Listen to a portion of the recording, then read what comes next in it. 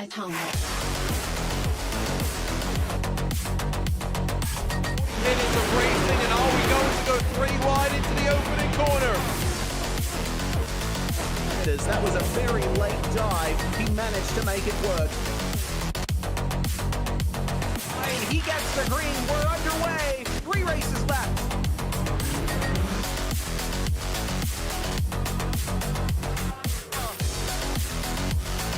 Makes it work, and the defending champion wins at Circuit Lebanon.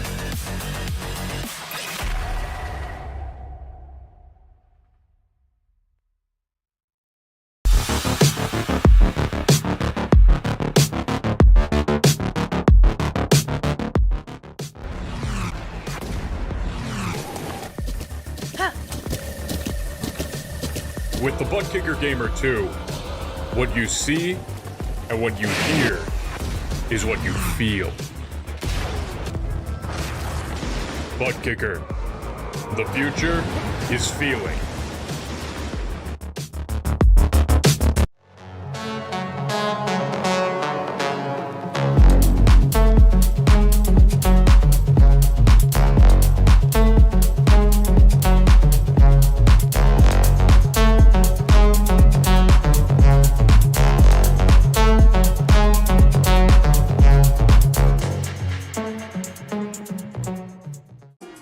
Ever witnessed someone so fast on track you doubt you could ever be on their level?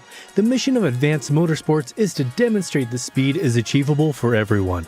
With the expertise of some of the best sim drivers in North America, we are set to release free content on social media and comprehensive guides on our website. For those seeking the ultimate experience, our Advanced Motorsport Institute and personalized coaching sessions are the way to go. No matter your level of experience, we invite you to follow us on our social media to learn to be fast.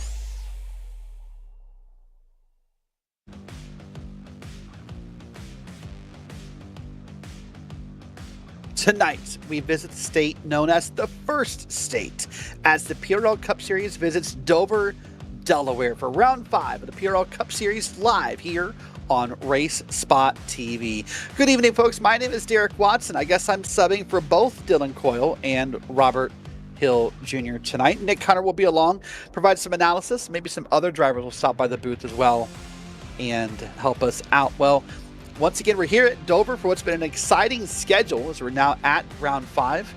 The drop weeks will kick in after tonight's race, but let's take a look at that schedule. We were at COTA to start the season, then Martinsville, Texas, and Dega. Now tonight we're here at Dover. Next week there's no place like home, Kansas Speedway for Round 6. Then we'll finish that with Darlington, North Wilkesboro, and then the iconic Charlotte Motor Speedway. Let's also take a look and see how the points are faring out. Right now, Trent Dinkle is opening up a bit of a gap here on Abner Acosta. Almost 33 points to be exact, actually. Pat Harvey is 40 points back. Eric Haig back at 149. Park Hilliard and Nicholas Goin back there in 5th and 6th. And then Lou Christian, Mark Kalin, Jeff Chandler, and Ryan Scowney round out your top 10 in driver points. Let's take a look at the team points here. No surprise to see private label team hype. When your driver is winning the title, usually your team is as well, and that's what's going on here. Pioneer Racing 289, Go Win Racing 229, with Moradness only 1 point behind them. So there's a close battle for third and fourth. Big Fast, that's Jake Mackey's team, with Moradness M Squad ASR back there in the sixth. And then Keystone, SGE Esports, Precision Racing Whataback, and Jeff Chandler Racing JCR round out your top 10. Well, as we get to start tonight's fest, first we say thank you not only to you for watching along, but we say thank you to our sponsors. We'll start with Advanced Sim Racing. Owned and operated by passionate sim racers, Advanced Sim Racing designs and builds the sturdiest and most durable aluminum profile racing simulator cockpits available on the market today. And all PRL members will get a 5% discount on all ASR products using the Precision 5 coupon code. Next up is Racebox. Racebox offers mid and high-end button boxes for sim racing enthusiasts, from the casual gamer up to the most meticulous sim racing driver. Competitively priced and carefully handcrafted, our button boxes are an enjoyable addition to any sim racing setup. Visit raceboxsimracing.com and get a 5% discount code using the Precision 5 coupon code. Next up is the Bud Kicker. The Bud Kicker products are an incredible immersion, and they add realism to every game. You can feel every nuance and truly put yourself in the driver's seat with the Butt Kicker. Moradness. Moradness is a performance lifestyle brand motivated by motorsport and founded by professional race car driver Daniel Morad. Visit moradness.com. Mr. Hedge iRacing Photography. Capture your finest, proudest, or simply your worst moments from your hobby in up to 8K resolution. It's a great addition in the sim room. Visit Mr. Hedge iRacing Photography on Facebook for more information. And last, get ready to learn to be fast with Advanced Motorsports. You can follow them on their social media outlets and learn how to become a better driver today. Well, thank you to all of our sponsors for making this and every PRL broadcast here on RaceSpot happen. As right now we are in the heart of qualifying. We're about 2 minutes in, and no surprise that right now Trent Dinkle is up on the top of the board. As we get loaded in, we got a nice shot of the Ally Bridge there. Used to be a spectator bridge at one point here at Dover, but no longer as such. And right now we're just kind of waiting for some cars to come on track. There we go. We got someone. I'm going to app out of turn 2 as we head down the back straight here. This is Craig Bray, one of the newer drivers to the Precision Racing League Cup Series, part of Moradness M Squad ASR. Got that 709 machine and turns in a time here. And whoa, look at that, up to P6. It's a very fast Craig Bray there on the second run there. Now we'll turn our attention over to a different car. This will be the 15 of Maverick Davis. Getting ready to put his first lap in here. Comes up off of 4. Now gets across the start-finish line here. Just to begin his flying lap. See, second kind of middle there out of 1 and 2. And now comes out of 2. Track up a little higher. Let's see if he finds out how to do that mid-race. Gets down into 3 and 4. Way high for 3 and 4. My goodness. You don't want to be that high if you can help it in race. You'll get past pretty easily. But here comes the first lap time. What's it going to be? Waiting for the leaderboard to update. There it is. Puts him back in P14. He'll try and get a second run here. Now we'll move on to our next competitor. This is Mark Kalin.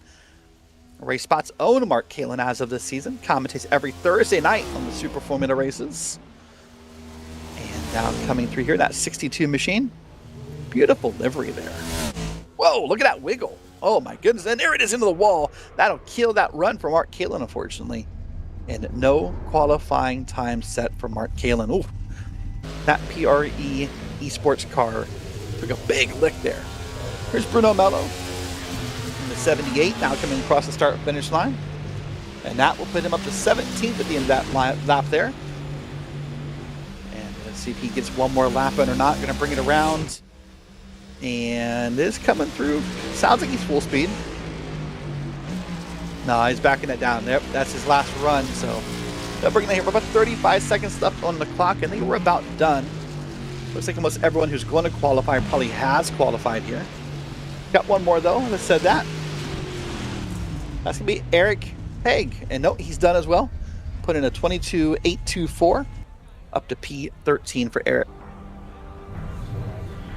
All right, well, as this night goes on, I said I'm hoping to lean on a couple drivers for some expertise, but what we can find right now is an expertise of Trent Dinkle, because he has once again claimed the pole here at Dover Motor Speedway.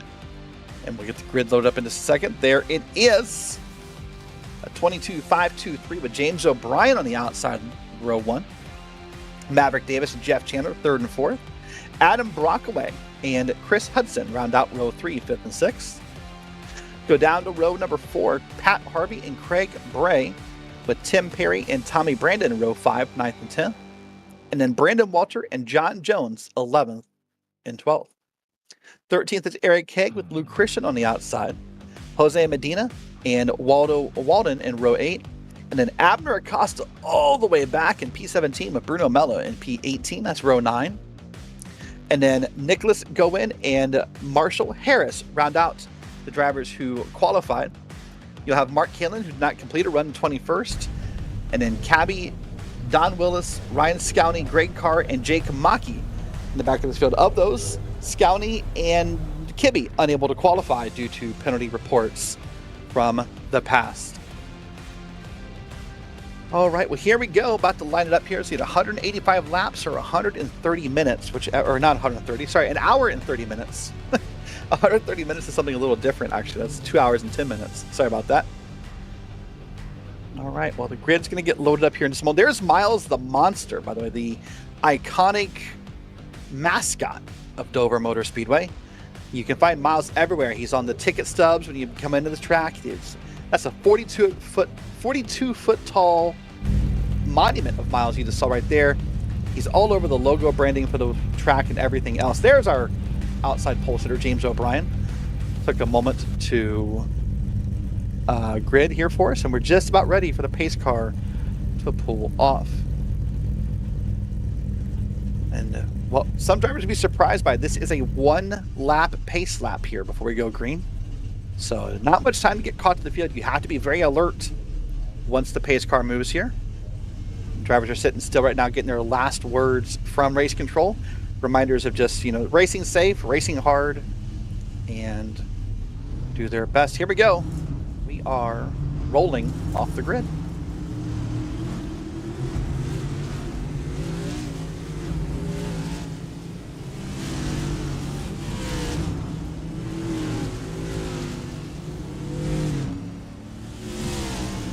There's you look at the grid as they went by here. They'll get caught up to each other pretty quickly here as the pace car leads them up to the back straight. 9 degrees of banking on the straightaways, 24 degrees of banking through the turns is what we'll battle today. Remember, in all PRL Cup races, we always start on the green flag, so Trent Dinkle will wait for Barney the flagman to put that green flag out, and he will press on the loud pedal. We'll be ready. Well, Dinkle holds a 33-point lead over Abner Acosta, who's way back in the field. Dinkle increase that lead, or Abner have a good night? It's just about time to find out, because right now, in any moment, we are ready to go. Pace cars down, and it's green flag racing here at Dover.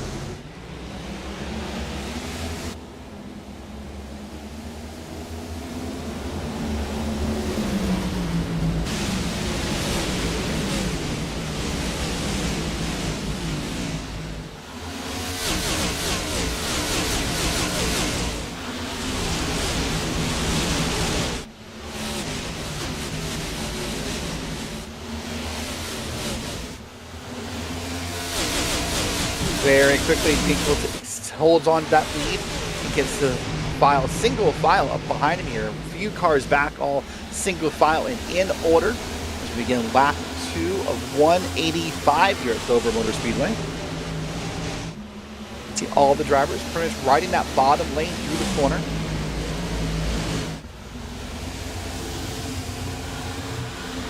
Just look at that, still pretty deep back. I think all the way back to pretty far. Was that Chris Hudson, maybe the first car back there too wide? I think what I saw with that beautiful blue and white machine. We're gonna look here at Brandon Walter, and back here in P9. Did a great job holding the bottom of those corners here. But look at this really quickly. Maverick Davis up to the front here, and up to P2 right behind. He got in between Dinkle and O'Brien and broke up that team spirit for private label team hype. Maverick Davis wants to keep the pressure on.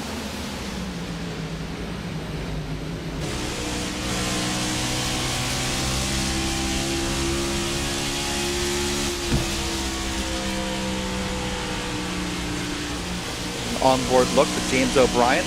See him looking ahead. It's only Maverick Davis and then Trent Dinkle up ahead. Track temp, by the way, 99 degrees Fahrenheit. It's come down maybe 1 or 2 degrees since practice. Nothing that excessive yet. We're talking in our own ears pre-race that we're not sure if the track's going to pull off or not, and that could provide some slick conditions as these tires wear off.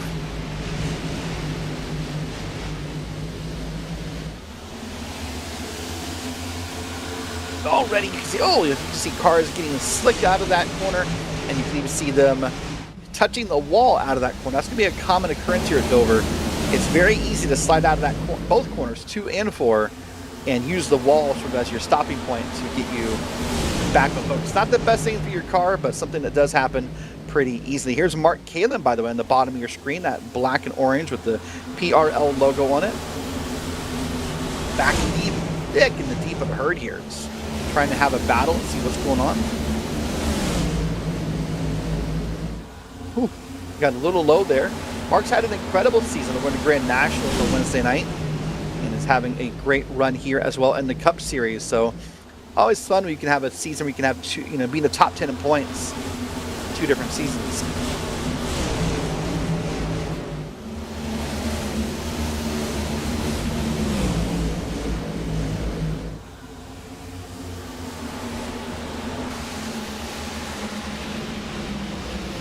Look at that. That is your number 5 machine. That's your second in points coming into tonight. That's Abner Acosta. Started back, I believe, P17 up to P13.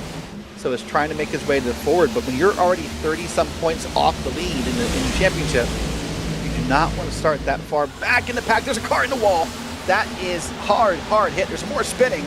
And we are under caution for the first time here at Dover Motor Speedway. John Jones, I think, was the first victim.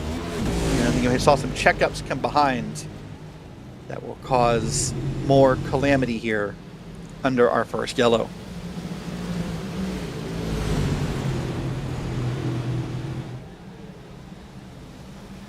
Time to take a breath, gather yourself if you're a driver.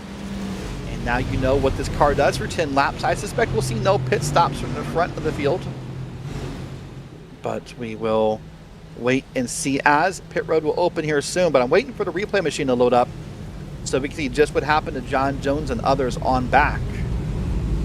Get to that in a moment. Here comes our replay. Watch John Jones here just off the bottom, touches that bottom of that track, just got slick, got loose and then tapped a car and then just kind of slid it around, lost the front end of the car in the process. And up top you saw, is that Mark Kalin, I think, who got spun around? I'm guessing just from drivers checking up here about the wreck. That's Mark Kalin spinning around here. Got some damage as well. Just barely missed that car the second time. And I think also, nope, I started to say misses the inside wall, but just barely tapped it.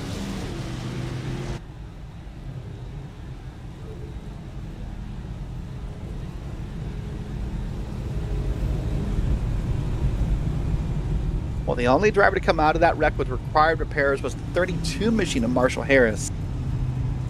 The officials have deemed he needs to sit on pit road for a little bit and get some of that car fixed so that he is safe for racing. Well, here we are working lap 12 of this 185 lap race, or an hour and 30 minutes, whichever occurs first.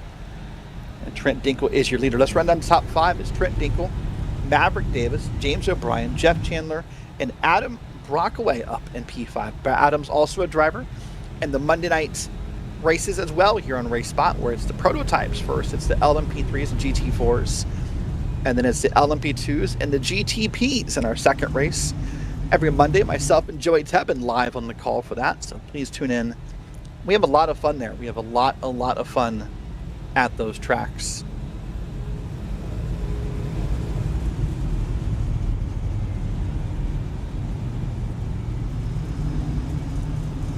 Here we go. We're going to start another lap here, lap 13. We'll keep an eye on the pace car. My suspicion is the lights will go out this time. There they are. So that signals 1 to go. We're going to go green this time by. You'll see they get lined up double file here. Now, something we can talk about later in the race, and we'll lean on a couple drivers. Nick Hunter's going to stop by. I'm hoping to get maybe Richard Reekin Jr. to stop by. Is some of these drivers will lean into us on a first gear restart. They will come in hot. The advantage to that is you get a great jump. The downside is the tire spins. We'll see if anyone does it as the night goes on.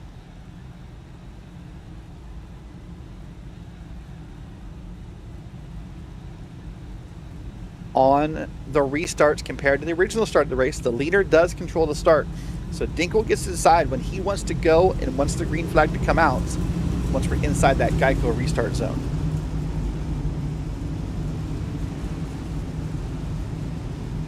Now, being teammates, you suspect that Dinkle will communicate with James O'Brien when that time is to go. You think they'll both get a jump together. Let's find out. Pace car's down. Dinkle comes out of turn 4. Let's get ready to do it all again, because any moment now, green flag is back out of Dover.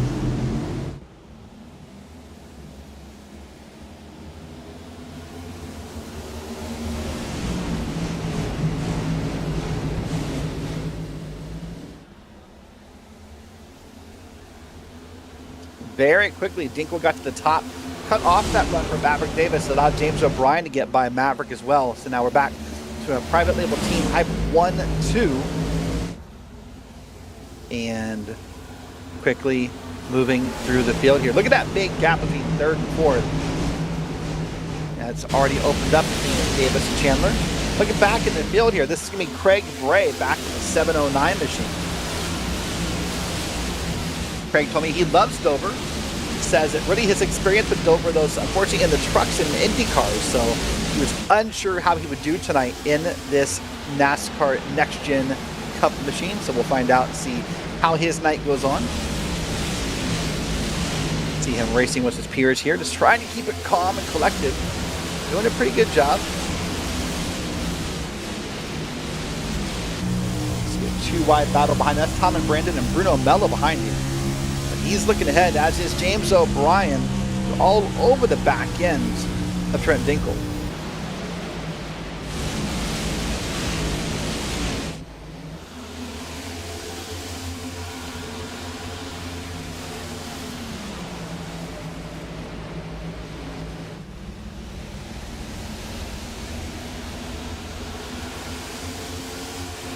Race goes on here. We start a new lap, lap 18.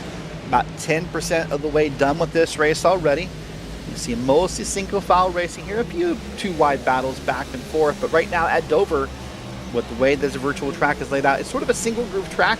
The obvious line is to take the bottom, and then right now, if you get out of line up top there, you'll see typically the little freight train will come by and will pass you for a few spots at a time here. There's a car stuck to the outside as a pass is going to be made by the 89 machine. That's Eric Haig on the outside, I believe, passing Brandon Walter on the outside. There's Chris Hudson as well in that shot.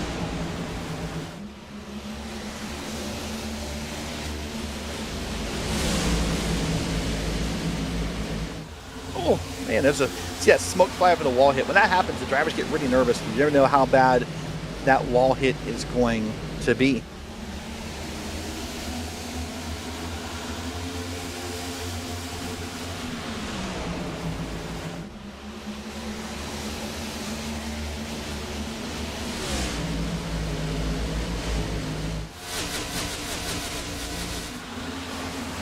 There we go. Oh, tight battle. Oh, no, it's contact. That's going to be a car spun. He saved it. Oh, my goodness. He saved that car. It is safe. There's no yellow.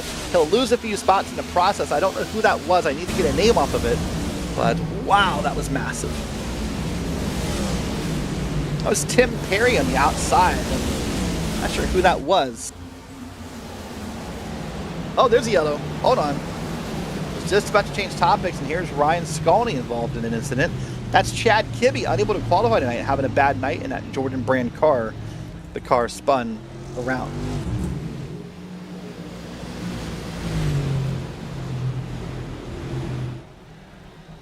Well, For the second time tonight on lap 22 of 185, we're under the yellow flag. I'm curious to see how many people want to pit here.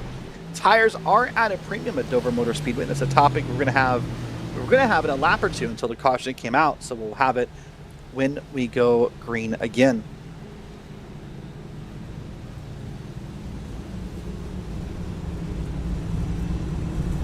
Here we go. Pit road should be open. You see the cars checking up behind the pace car. Your top 5 now is Dinkle, O'Brien, Davis, Chandler, and Brockaway. And wait and see if anyone decides to come down here. Nope, we had a fake out back in there in the 99, I think it was. That was Brandon. Do a few takers though. Tim Perry, Tommy Brandon, Luke Crick, Nicholas Gowen, Mark Galen even down pit road. Sorry, we're looking at a replay here. I was off focus for a second. There's the wreck. Just, man, I'll see it one more time. Sorry. I think Kibbe came up. I think Kibbe just ran out of space and came up on the car ahead of him. And I think just not the right move there, unfortunately. That's what happens at tight racing at Dover. It's fast. It's a very fast track. It's slick. It's fast. It's hot. Let's watch it one more time here. From Kibbe. This is on the back straight. Gets a good run. Has a car up top. Probably now clear. Oh, into contact with the 91 in the corner.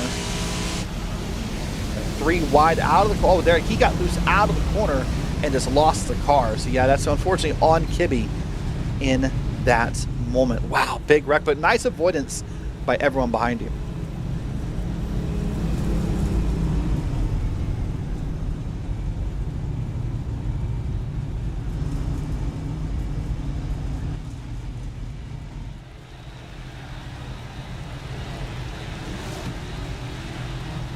All right, well here we go. Taking a look at the front of the field.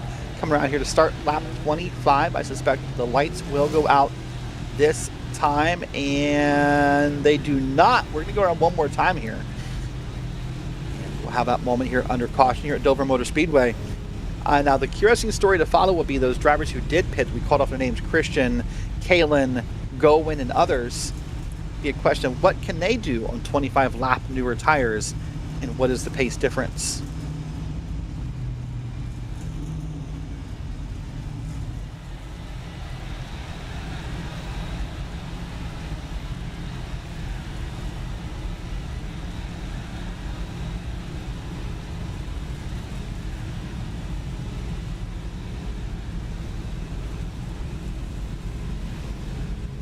Do want to thank you for hanging out here every Sunday night here on RaceSpotTV for the Precision Racing League. Precision Racing League is live 5 nights a week, so you can watch racing action Sunday through Thursday in different forms, whether it be oval or road, whatever your preference is.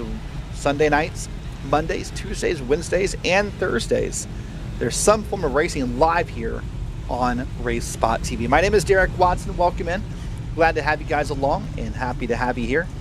I'm going to work the one-man booth for now. I'm going to bring in some drivers and get some perspectives as soon as we go green here. So we'll begin working that now. The lights will be off this time by, and we will get it lined up. Double file restart here at Dover.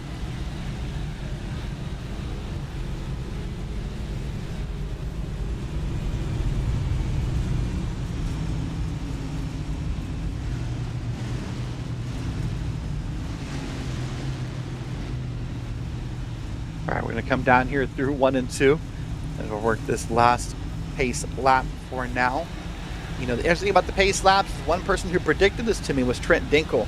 Dinkle told me in order for him to feel confident about winning tonight, he needs long runs, and he was scared that that doesn't happen, that his setup may not be set up for a bunch of short runs, and he may get passed as time goes on. Well, this time, it's Dinkle with his teammates, O'Brien to the outside and not behind him, as Maverick Davis will be behind him. Then Jeff Chandler will round out row 2 here on the restart. Once again, Dinkle's in control. Pace car will pull down, and once we hit that restart zone, it's painted on the walls. Dinkle can go as he pleases, and he is about to any moment now. You see the restart zone right there in green. Dinkle leads the field.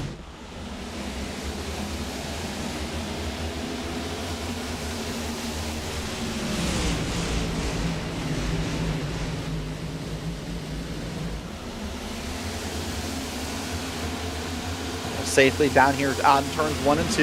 You see some 2 wide racing back through the field. The first 5 or 6 cars are safe. Look at the back of that camera shot there. They are. Then that's Abner Acosta in the yellow car. And is that the 5 right there? Moving his way through the field pretty quickly up to P9 and cutting through the field there. Beautiful move to cut right there in front of Brandon Walter. That could have been dangerous had that not worked out the way he wanted it to. You see a familiar paint scheme if you watch PRL all week. There's Craig Bray on the outside, but that familiar scheme is that puppy scheme on the inside. That's Jose Medina advertising the daily drivers puppy adoption event that happened this week live in Arizona. Hoping to hear some stories about how that went from organizer Zach Ponzarella as the week goes on, but beautiful paint scheme and a beautiful puppy on the side of that car.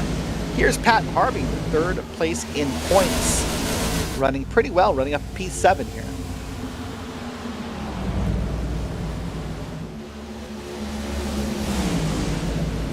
Let's go and talk to our first driver of the evening. I'm going to bring in PRL truck driver Nick Hunter. As you see Luke Christian just set down a fast lap. Nick, you won 2 weeks ago at Talladega. You raced this race on Wednesday night with the trucks. What's it like out there? What is the track? How different is this track from most Dovers? Well, Derek, I want to thank you for inviting me up here in the booth. Dover is a wonderful track with wonderful weather. Speaking of weather, looking at the track temps, is completely different from practice right now, and there's a lot more grip and a lot more chances to make moves. It's just you have to find that timing to make those moves and make sure it doesn't bite you in the end. Yeah, that can be difficult. So what's it like on the exits of 2 and 4?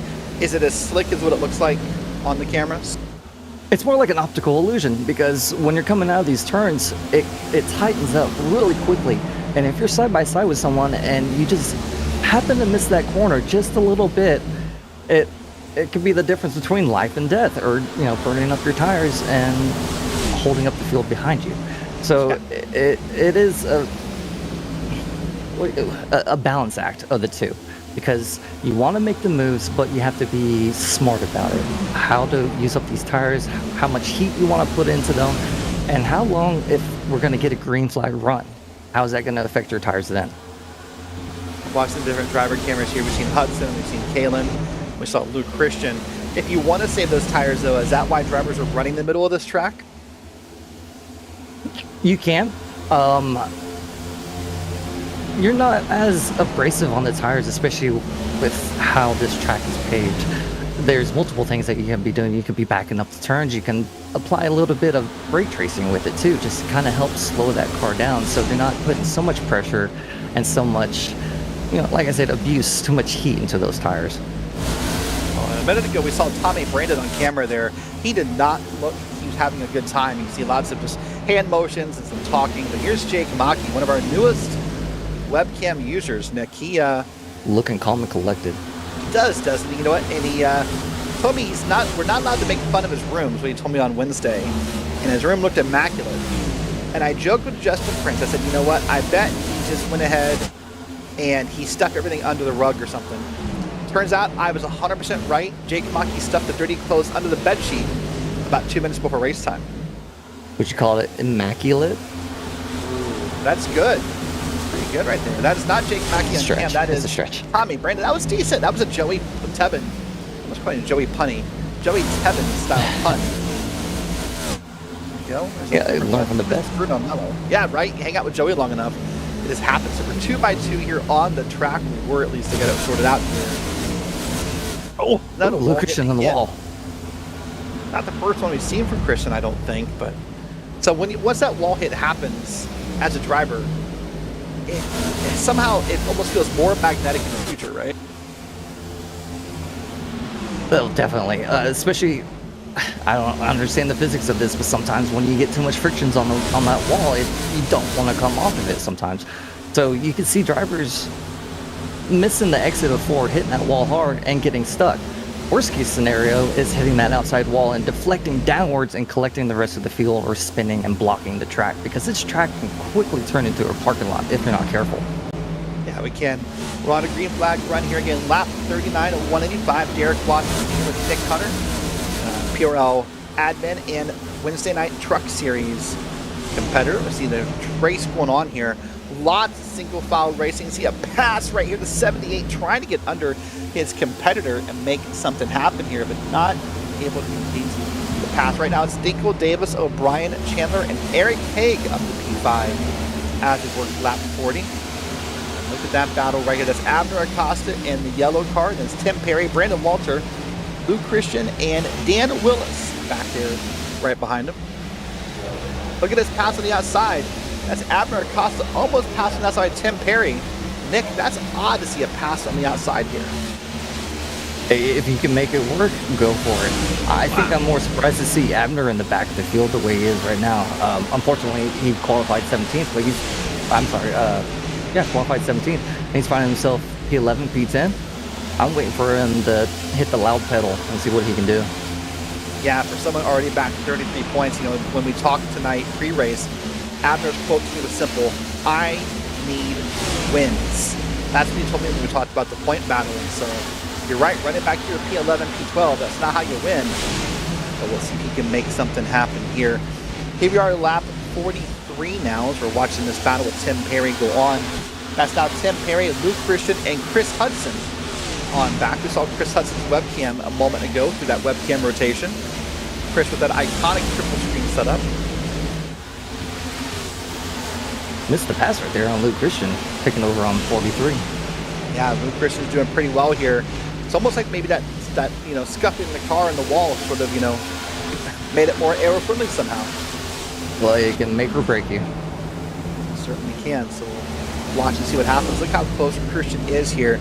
This is not a bump drafting style track. You do need to keep your distance. You can't really be all over someone's bumper. There's Pat Harvey, by the way, getting to the nice inside. Looking battle. Yeah. Beautiful battle right here. He's got it. Adam Brockaway here. Lou's looking. Oh, hold on. Oh, we got contact. That shot. Contact. That's going to be Tim Perry up hard. That's Adam Brockaway into the wall. No caution. No, there it is. There's the yellow. There's the spinning cars in the back. Yellow is out. Nick Hunter's going to walk off and do admin duty for a second. He'll come back and hang out with us. Man, that was quick. Luke Christian and Tim Perry got involved, and then it sort of went bananas from there. Well, we're going to work caution number 3, lap 46 here. Quickly as this goes, this is going to become a timed race. Lap 185 is going to become less and less achievable if the yellows keep coming out. Well, let's wait and see when the race spot replay machine loads up in a moment here. Give our producer Mike Yao a chance to catch up here. Big shout out to our producer Mike, keeping me in line tonight as I'm up here kind of working it alone with some help from the different drivers. I think Matt Gagnon's going to stop by in a little bit and hang out, talk with us, maybe some others. Looks like Golan got the worst of the Beagle with the meatball. Yeah, let's take a look here. It's going to be the contact. Right, I call that Adam Rockman is going up there that got it. Dan Willis involved. A few others involved. 2 separate incidents at the same time. Unfortunately, a lot of times what happens when a driver sees the first one, they sort of get nervous and check up. And they can create a second one. You see lots of bad smoke there, and 2 cars now on pit road. And here's everybody.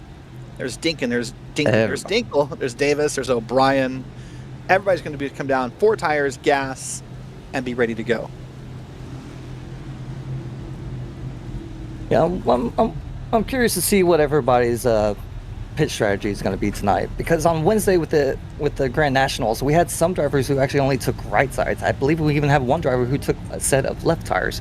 So I think it's too early to make that call right now. You know, 2 tires instead of 4. But strategy could come into play here tonight. Yeah, it definitely could. So we'll wait and see how this lines up here. We're about to do our first driver expert swap in a moment as well. But Chad Kibbe came out first. Look at that. Came out ahead of Trent. Kibbe pits. If I could get telemetry confirmation from someone. Kibbe stayed out. Okay, yeah. There's no way Kibbe would have beat Dinko off pit road from how back Kibbe was. So for the moment he has stayed out, this will make the drivers nervous. Let's go do our first driver swap. We're going to, for the moment, we're going to thank Nick Hunter for his expertise, but I want to bring in Matt Gagnon. Matt races in PRL Wednesday Night Grand National Series. He was also a winner at Talladega. Now, Matt, we just had a moment where Chad Kibbe has stayed out in front of the field here on lap 45-ish after the caution. As a driver, how nervous does that make you when a driver stays out after that? Now it's like taking a fishing rod, putting a piece of steak on the end of it and expecting it not to get bitten. You know, you're feeding it out to the lions. You got a whole pack of cars right behind you. I'm as nervous as I very much can be. You know, it's all big risk for Chad, and I'm very anxious to see how this plays out. So if you're Trent Dinkle, if you're James O'Brien, if you're Jeff Chandler, do you want to get around him as fast as humanly possible and be aggressive? Or do you prefer to kind of lay back and let it play out and then get around him safely? Oh no, you want to get around him. You want to get around him, you know? When you have a ton of cars, or even one car on old tires, everyone else on fresh sets, you don't want to be that guy who gets involved in a wreck because of people who have old tires. You want to get around him now.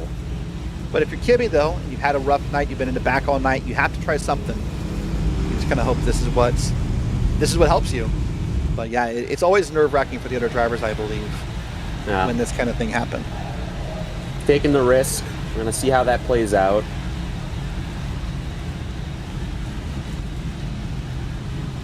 So I was asking Nick about this under the last run. Talk to me about the trickiness of 2 and 4 here. We were talking about in the broadcast how it's hard to stay off the outside wall. Does this feel like there's a magnet in that wall as a driver, or what keeps those drivers up there on that wall all night long? Well, for me personally, and I'm sure that Reese Bogue and Richard Regan can attest to this, I feel like every track has a magnet in the wall, at least for me in my car.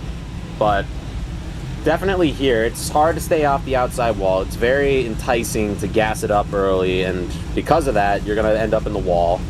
But you got to play smart, keep that right side clean, keep it going straight, and don't hit anyone in the process.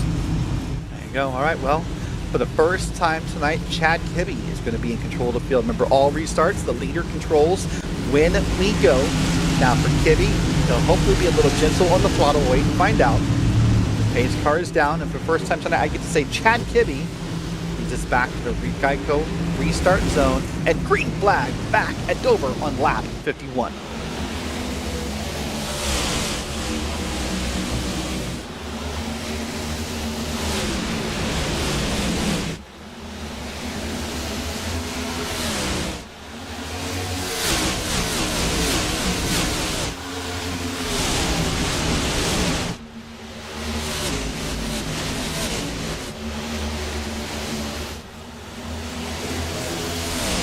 Kibbe a little loose to the inside line there, got it saved, and will lose a bunch of spots quickly to the surprise maybe of no one, Matt. Dinkle was very fast there and quickly got around Chad Kibbe. It's the tires. You need the tires. Fresh grip on those fresh set of tires. You need it, especially at a track like this. Very abrasive driver's track here. You got to get around them quick, and that's what a lot of these drivers are doing. It's a freight train around Kibbe, and oh, look he at keeps that. driving Slides back. up a little bit. Now he's back here. It's going to be back, far back. This is about P10 where Kibbe's going to land here. Right there behind Abner Acosta and Chris Hudson. Man, that wicked slide he had down the front straight, though. It's impressive he saved it, no matter how old or new the tires are. When a car gets that loose. Whoa! Hold on. Oh, contact in the inside wall. I think he made contact with Chris Hudson. And he is still moving, so no yellow here. My guess is he'll need to find his way down pit road soon with Chad Kibbe and get some repairs done. Man, oh man, well here we are, top three. Dinkle, O'Brien, Jeff Chandler back to the front of the field is our cameras. And minus those couple of laps from Kibbe, Matt, Trent Dinkle has led every lap so far. So walk me through if you're James O'Brien, walk me through if you're Jeff Chandler even. What do you do here to get around Trent Dinkle?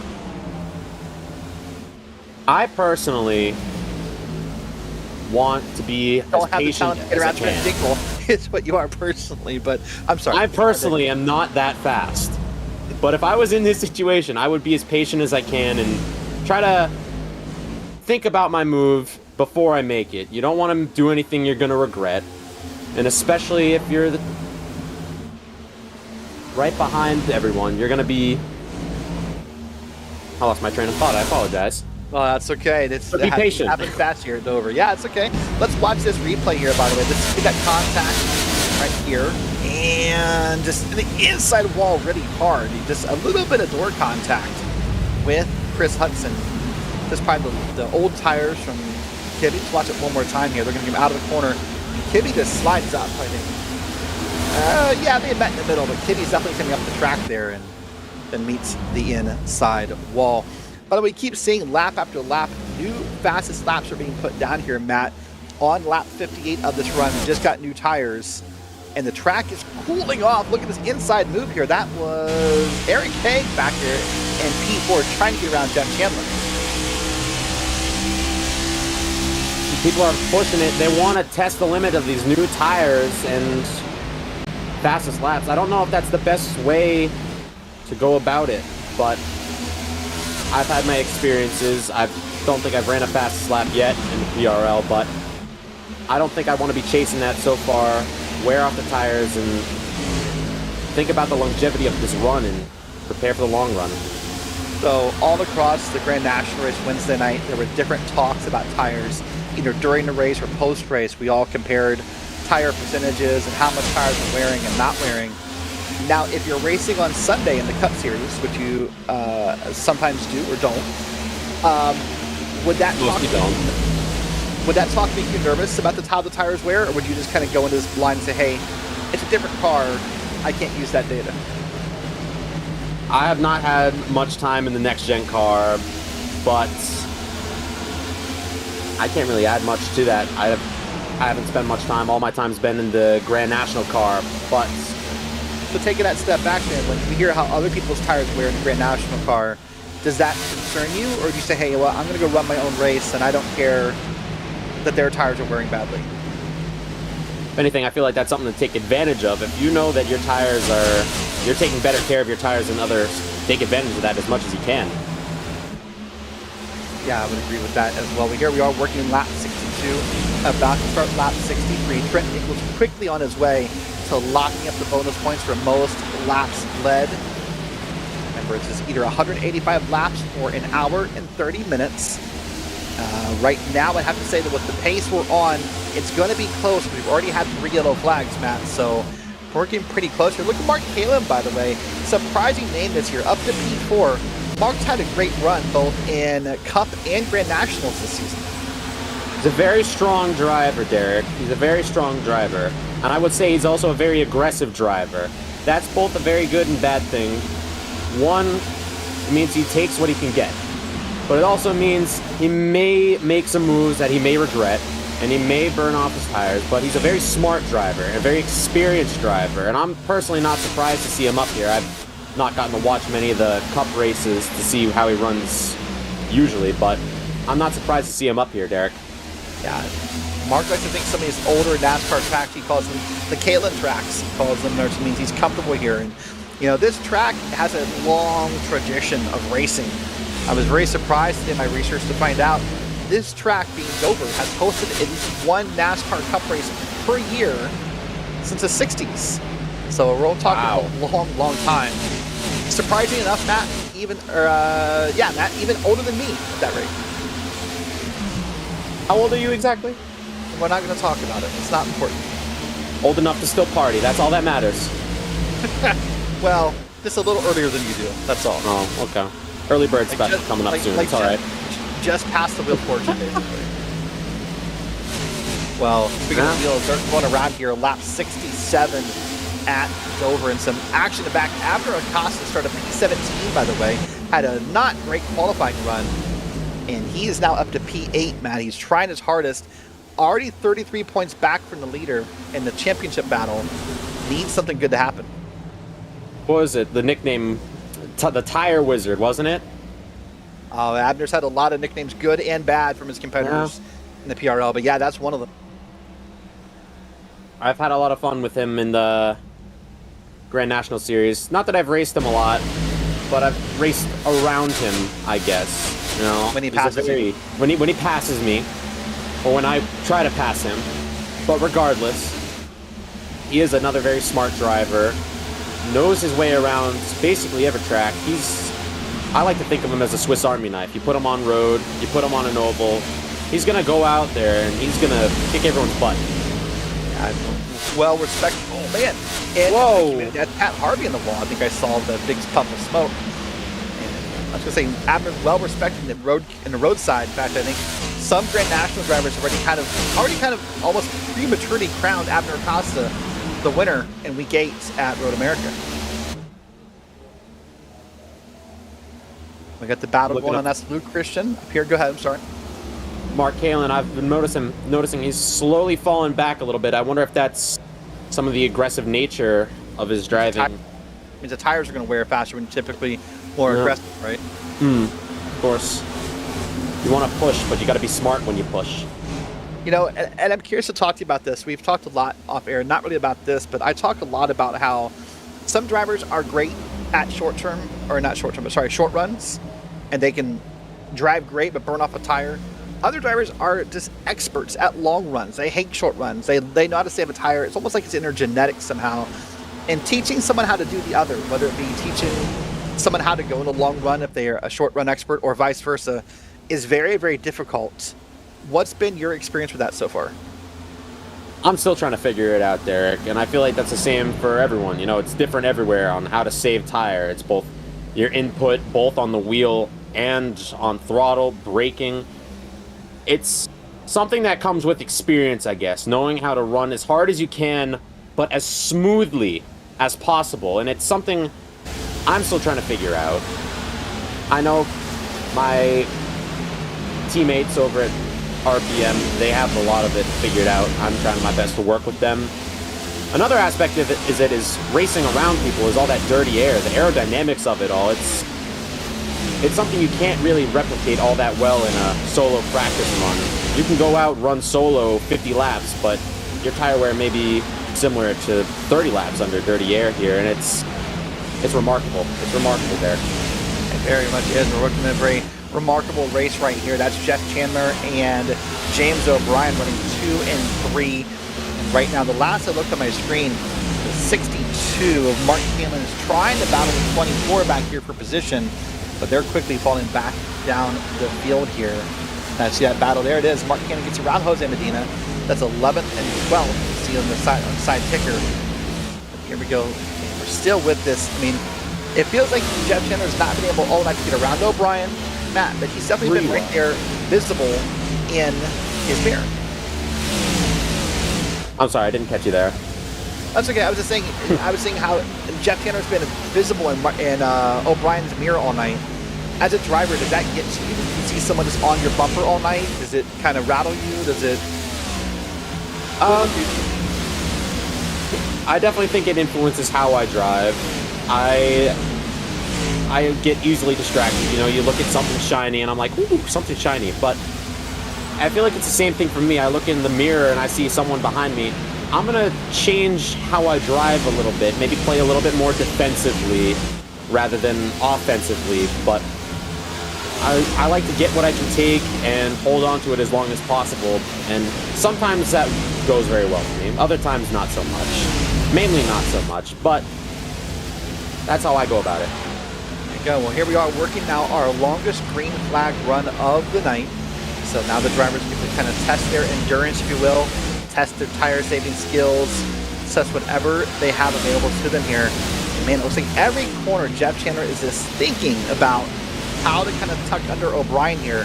But Dinkel is really putting the pace on him. Dinkel is almost 1.8 seconds ahead here and doing a great job at really just kind of keeping these guys out of his mirror. If you don't see a battle going on back, see Pat Harvey, Abner Acosta, if you go back a couple spots there, Abner Acosta up to P6 on the track here. See that yellow car in the back of your shot, now P5 as he's past Pat Harvey. There it is. I'm telling you, tire wizard right there, saving the tires, and he is pushing forward, making his run up towards the front. Smart driver. Oh, sorry to cut you off. Caution. Caution. It's Mark Caitlin, and is that Goen, I think I saw?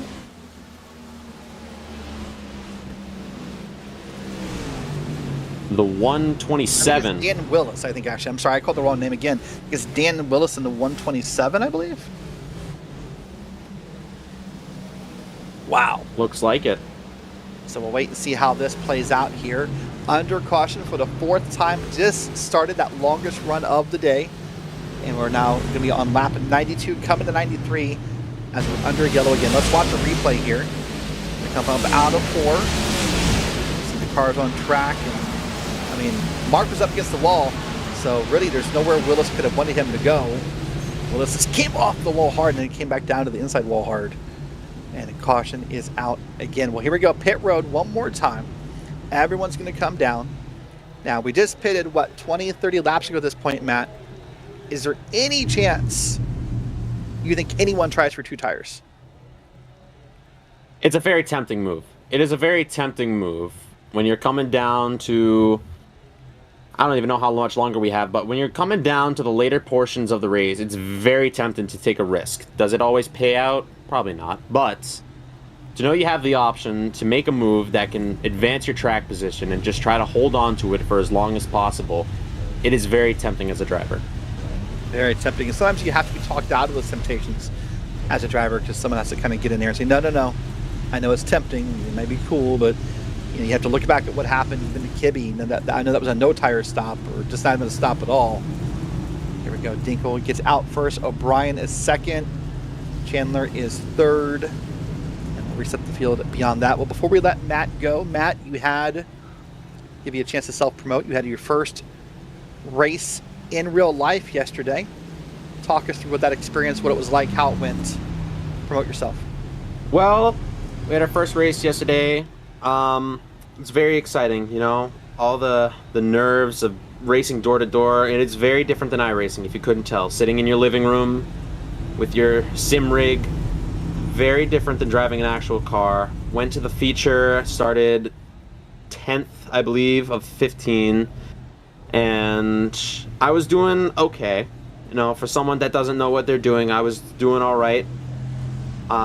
Slowly falling back, trying to figure it out while being stuck on the top side, and someone self-spun right in front of me. With the cars in my division being front-wheel drive, someone self-spinning wasn't something I'd ever think about, but I want to give credit to some of, I guess, the intangibles developed with iRacing. I was able to keep it clean, avoid the guy self-spinning about 2 car lengths in front of me, and went home, finished 11th. Not going to complain about it at all for someone that's never driven in a car like that before. Very exciting. Make sure you go and check out at m.gags_racing on Instagram. Keep you posted there. But it was a pleasure being here, Derek. Thank you for bringing me in.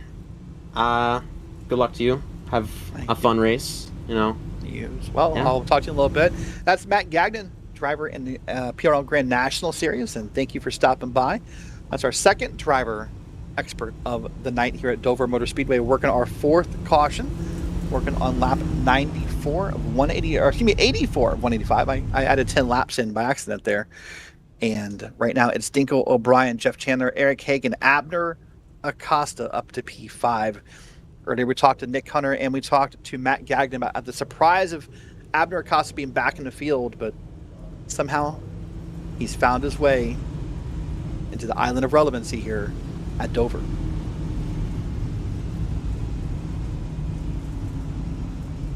All right, well, here we are. It looks like they're double filed up, and the lights on the pace car are off, as best I can tell from that camera angle. So we're about to be green flag racing once again.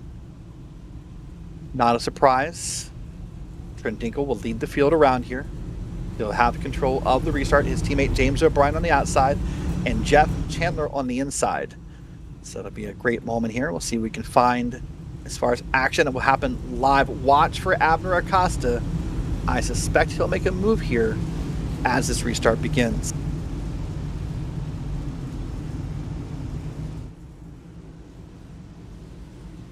All right, well, if that lights the pace car are out, the pace car's gonna make that hard turn down pit road. Trent Dinkle focuses in, gets ready. That last deep breath in. Hits the restart zone right about now, and green flag is back in the air.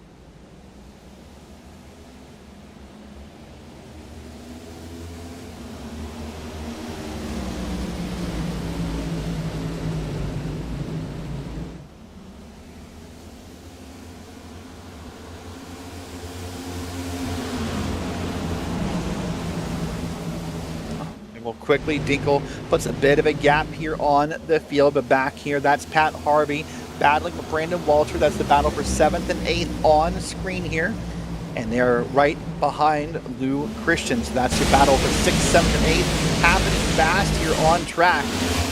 Drivers are lined up in the line already, waiting to make that move when they find an opening.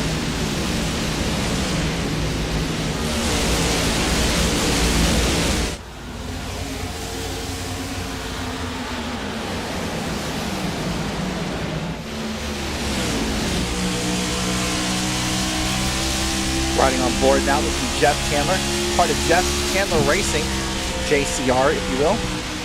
That beautiful black and green, that little gradient there on the hood. Trying to once again run down private label team height. This has been his view all night long. He's had to compete for those 2 cars ahead of him. He's tried to figure it out.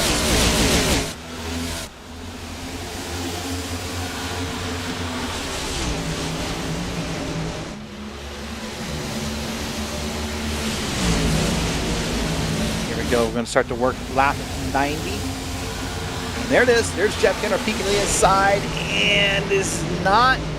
He's going to get side even up here with James Wright. Can he make the pass out of the corner? Will be the question. They're going to be side by side down the back straight, and no, O'Brien's going to get back ahead here.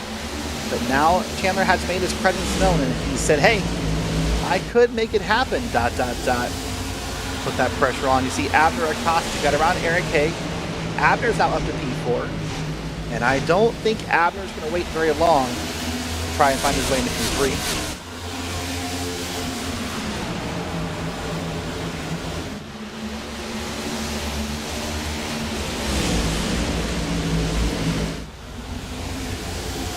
Well, Dinkle told me pre-race that he thought he needed to have long green flag runs to be successful. He's not had the long runs he wanted, but still has been successful here at Dover. He's really dominated the field, minus those couple laps that Chad Kibbe took a risk. Dinkle has led almost every lap of this race. By now has guaranteed himself the bonus for the most laps led. Got the points tonight for getting on the pole. Has also led a lap, so really is having a impressive and awesome points night here versus Abner Acosta.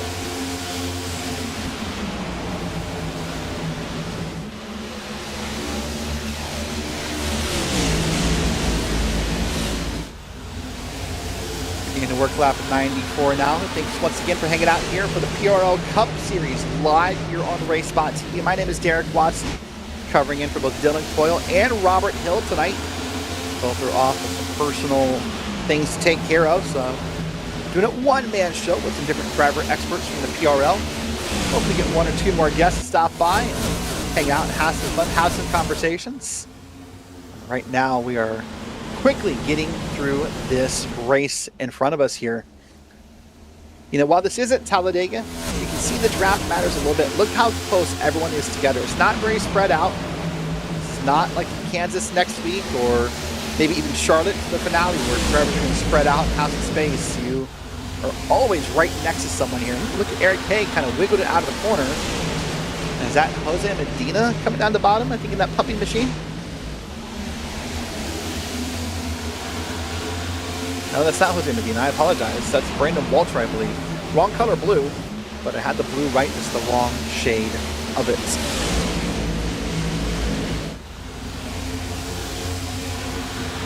All right, we're going to take a look at the clock in a minute here, and maybe someone can confirm in text for me if we're still on time or on laps. I'm not sure where we stand pace-wise. We'll have to take a look at the moment and find out here. There's a pass right now. Abner Acosta trying to battle Eric Haig. Eric Haig has the inside, which is typically more dominant here at Dover. And no, Acosta makes the move. Very, very expert-wise. And got around him, and now Acosta up to P4. Eric Haig's going to try to get the spot back. It's back to the inside of Acosta here. Side by side in this battle.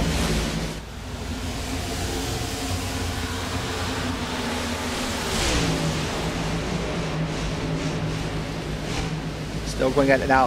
Where this will benefit O'Brien, Chandler, and Dinkle in this moment. If these two drivers keep battling side by side for a long, long time, it will kind of hold them back a little bit. They need to get a single file and sort it out so they don't fall back. That's Luke Christian now back there in P6, by the way.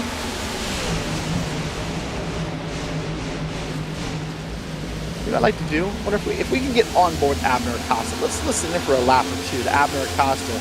I want to see how hard he's working that throttle. See if we can find an on-board camera for Abner Acosta. Here we go. I'm going to lay back for a second. You're going to listen to Abner Acosta, and let's see if he can get around Jeff Chandler.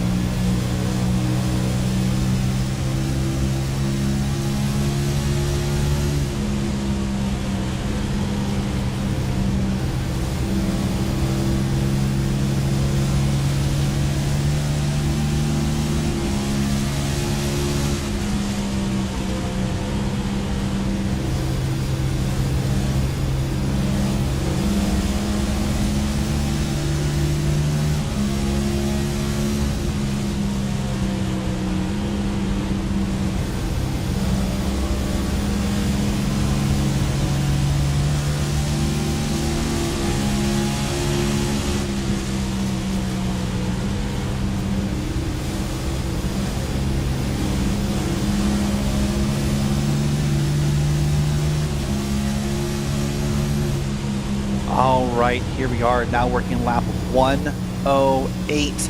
Abner Acosta to the high side up here, trying to find a way. Gets a big run off the corner, backed it up, and got a run on Chandler. Now to the inside, perfectly timed to come back live here. Now to the inside, side by side through turns 3 and 4. Abner Acosta trying to hold that car together. See, Chandler got a little loose, and I think Abner backed out a little bit out of nervousness. And now Abner's under attack himself by Eric Haig. Once again, Haig to the outside, and they get close together. They don't touch on this back straight.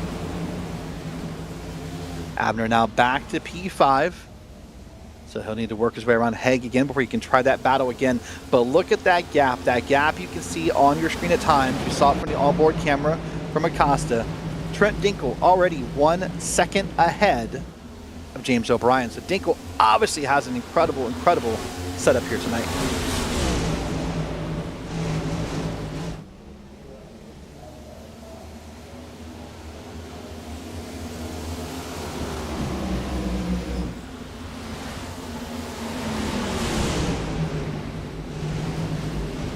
See a beautiful battle happening, and that's Jeff Chandler on back, Chandler Haig, Acosta, Luke Christian in the car in the back of that shot there, and then behind Luke Christian is Pat Harvey and Maverick Davis all the way back through P8.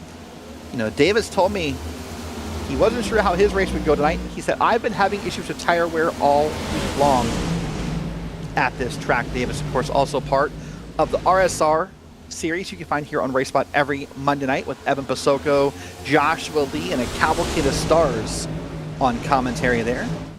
So Maverick gets to race the Cup cars on back-to-back nights with different schedules. Always a bit of a challenge. And look at that, Luke Christian on the back bumper of Abner Acosta, racing down to the bottom of the corner. Acosta washes up. Can Christian take advantage? No. Abner Acosta holds that spot there. But Luke Christian was ready to pounce.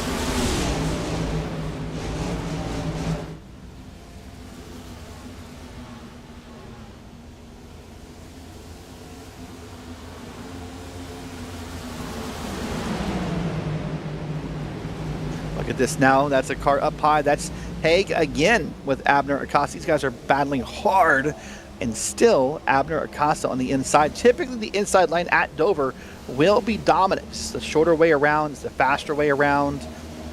And you get a better run off of the corners here because of how tight that exit of those corners can be. And look at that. Not only did Abner get around, not only did Luke Christian got around, but let's see, was that Maverick Davis also got around. So 3 cars in 1 got around Eric Haig. He got stuck on the outside.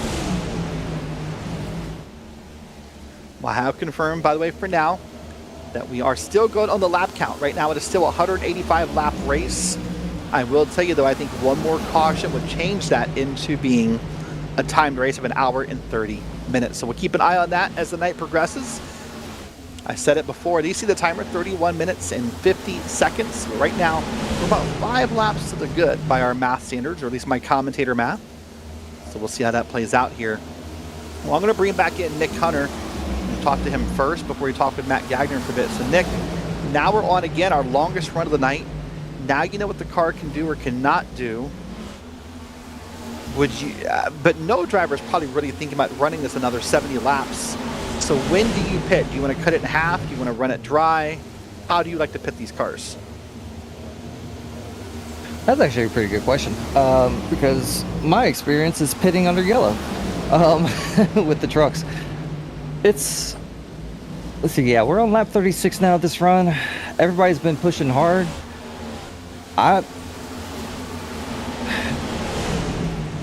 It's hard to tell. Because looking back on that last stint, Mark Kalin, he was pushing hard. He was up to P4 and then quickly fell back P11, P12 because he used up all the good rubber. And I believe his front right nearly cooked compared to his right rear. So a lot of that pressure and all that heat is being kept on that front right. And you got to, manage your heat a lot better. Fuel's not in question here, definitely. No, definitely not. It's all about tires. So this is very much a slow pit road. It's a 35-mile-an-hour pit road. It's like crawling basically down pit road under green. See a pass happening here. That's Jeff Chandler falling back. Abner Acosta's gotten around finally. That puts Abner up in the 3rd, by the way. Now Abner gets to go run down private label team hype and see what he can do about it. I was going to ask you though, with how slow the pit road is here, does it make you more nervous to pit knowing how many laps you could lose if you get busted by a caution? Yeah, I can bring up that tire strategy again on only taking rights. With the Grand Nationals, those who did take a right only ended up 1 lap down, and they're able to kind of get their lap back and stay in contention. If you take a full set, you get 2 laps down just because of all that time.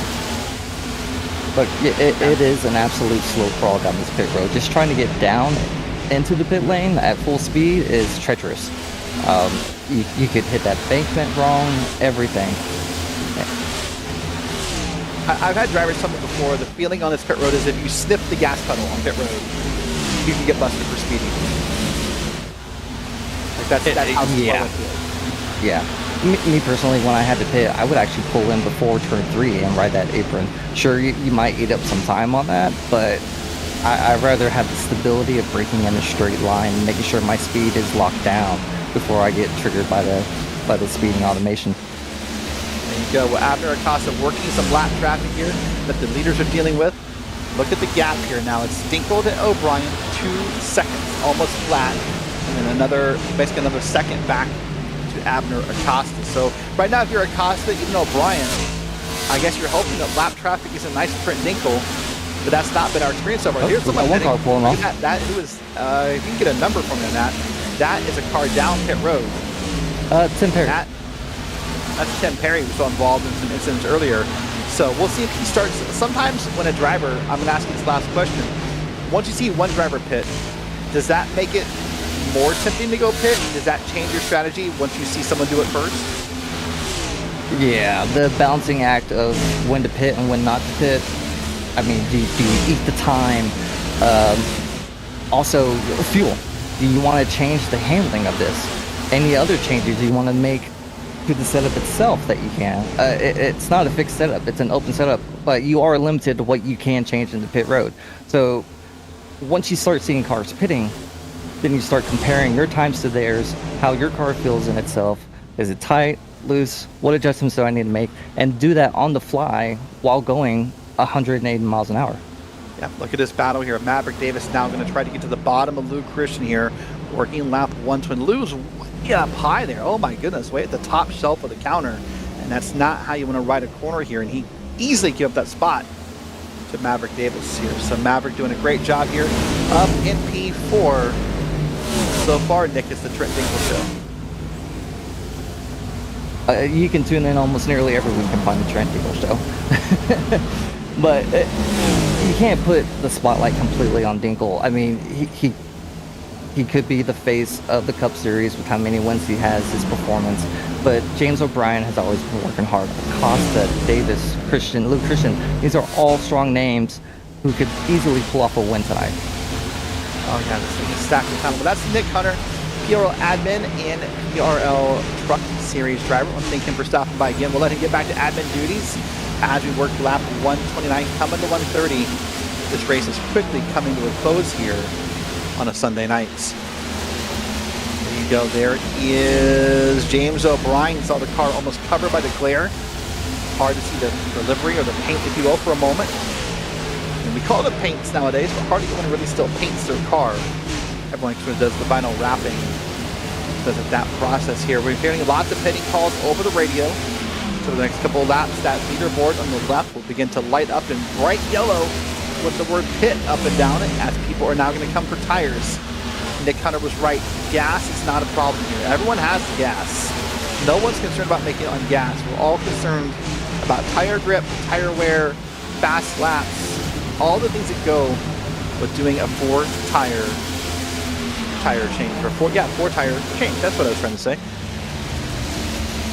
See that I'm going to smoke down pit road there. See if we can keep an eye on a lot of different things at once here. And see now the names. There's Bruno Mello down, sorry, there's Luke Christian down pit road. So is Craig Bray. See on the left side of your screen. Nicholas Goins down there. Dan Willis down there. So many others will join them in a lap or two. And we'll see how long it takes our leader to do it, and if that affects the gap to his competitors.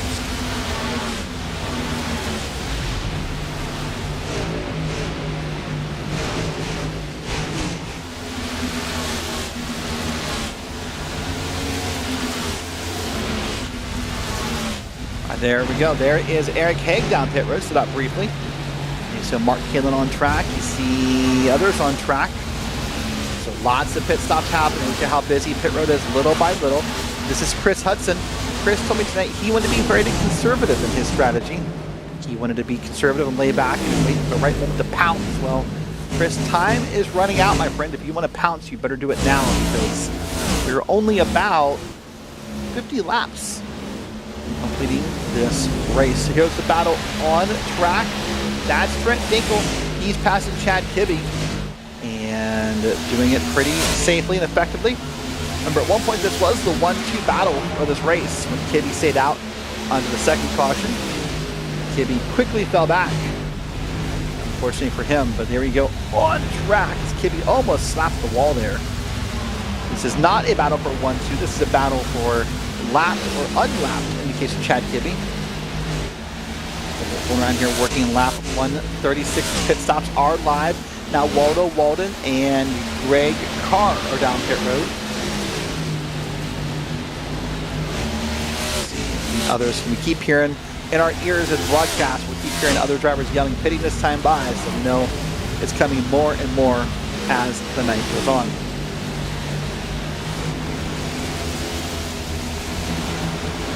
By the way, I can tell you as well, thank you, our team for pointing this out.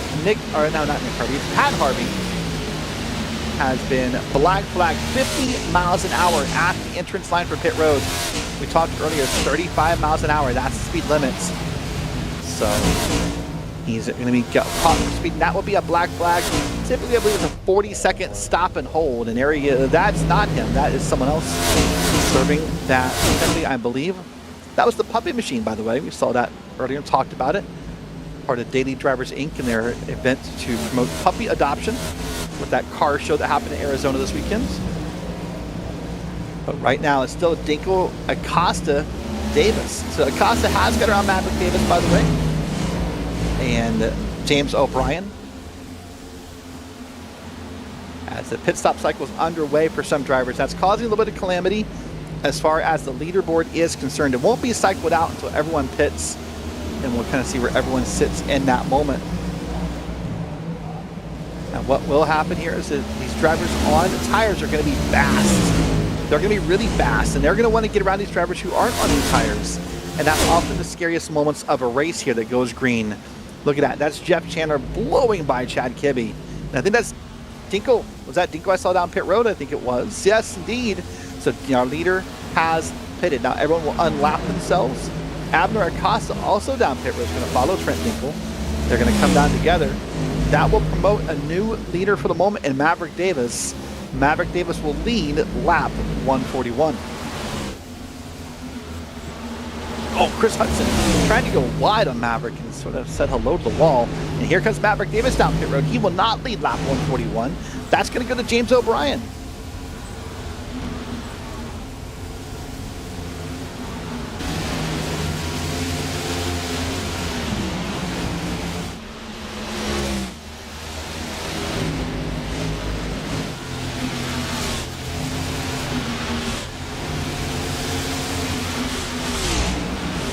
Race marches on here, lap 142 of 185. Long green flag run is where we stand. Abner Acosta down there on the bottom of the track, waiting to get to the blue cone. It's right about there.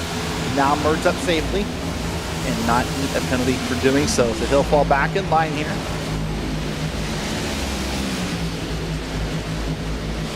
Now his battle for the race lead will march on 20 minutes. Just a little more than that, almost a little less than 21 on the clock here. We are still running it pretty close on laps versus time. I believe right now we're at laps. But one more yellow and we are on time. Here's Chris Hudson, by the way, part of Pioneer Racing. Doing a pretty great job here in this run. As I said, told me he wanted to be conservative and wanted to kind of lay back and wait his time. There he is on camera. Got that beautiful module, little bezel protectors in there. See that happening. So beautiful, beautiful artwork on the wall. I always love seeing Chris's sim racing room. So elegant, and nice, and clean. And looks like he's having fun inside that machine. There he is making a pass on a lap car. Meanwhile, here's Trent Dinkel now trying to get around Luke Christian. This right now is the battle for P8 and P7 as they're all one lap down here. Dinkel needs to get around Christian and then John Jones, and then he would assume the lead once the rest of our leaders pit. Right now, not pitting, I believe, is O'Brien, Mello, Mark Kalin, Jake Maki, and Chad Kibbe has not pitted right now, so the caution would come out, and they would be the benefactors of said caution. And Maverick Davis, new tires, late in the race, 22.727, your new fastest lap of the race.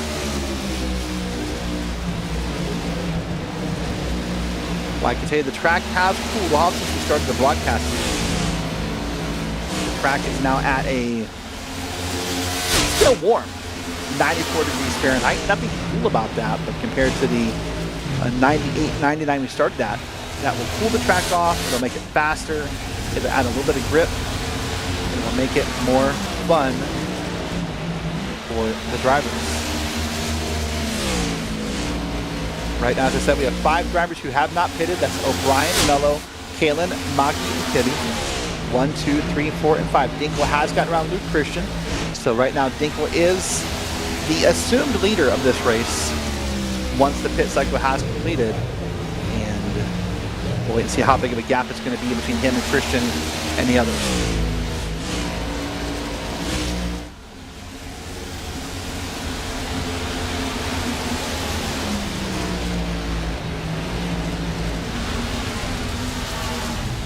Also, we saw John Jones briefly leading the cars on one lap down. He pitted, and unfortunately, also a black flag for entry. He was at 49 miles an hour at the line, so one less than the last one we heard about, but still very fast. So that's going to be a black flag hold for him as well. And him and Pat Harvey both are going to serve those already. Here's Maverick Davis. By the way, here's Chris Hudson. They're battling pretty hard. This is the battle for P10 and P11.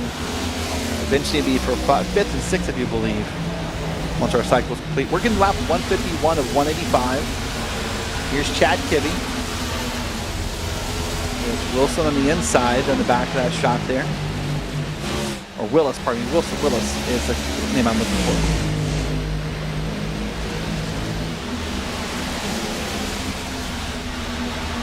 Well, do remember, if you love this racing, it's on RaceSpot 5 nights a week. Let's run through it. The Cup Series on Sundays.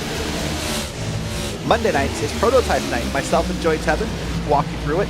It's LMP3s and GT4s in a sprint race, and then we have the LMP2s and the LMP8s afterwards. Tuesday night is all GT3s, GT3 Fixed and GT3 Open. Wednesday nights, myself and Justin Prince is Grand Nationals and Trucks. Trucks, then Grand Nationals actually. And then Thursday nights, it's the Super Formula League. That's Reese Gardner and Mark Kalin on the call. So you want to hang out here 5 nights a week on RaceSpot and watch the broadcast happen all night long. And there we go. All right, we're working now lap 154, almost about 33 laps to go on the track, or near that point where we're at. You're looking at Chad Kibbe, that beautiful Jordan-themed car with the zebra patterns that run across it. Kibbe's up in P4 right now, having a great run. He's really just trying and hoping and begging and praying and willing into existence a yellow flag that can help his race.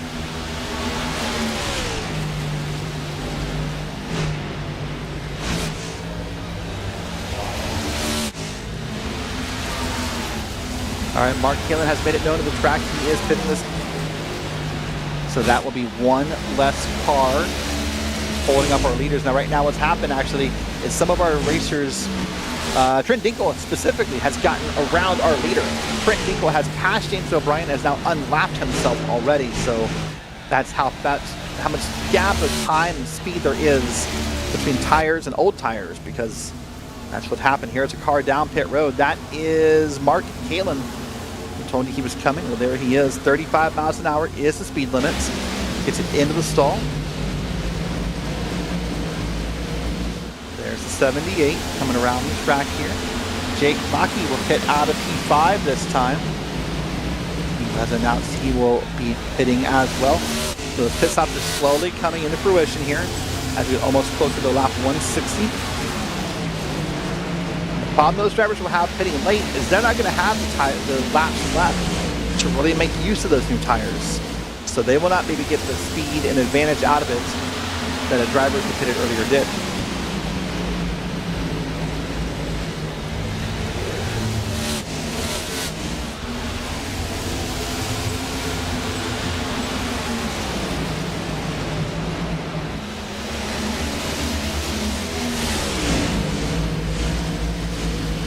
All right, here we go. You see on screen is Abner Acosta, currently running in P6. The second car one lap down right behind Luke Christian, the car ahead of him. Acosta and Christian are just kind of waiting for things to cycle here.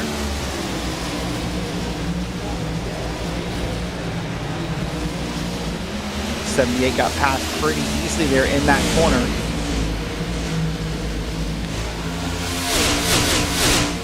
This race continues on. Here's Eric Haig now. Eric Haig now wants to try to make this pass and complete it, and does. So that's a great example. That's a textbook example of new tires and old tires in that one camera shot right there. Look how easy they're getting around the 78. Look how easy they're making it as Bruno Mello's trying to hold on, but I don't know. That's got to be incredibly frustrating in that car to see yourself getting past that fast.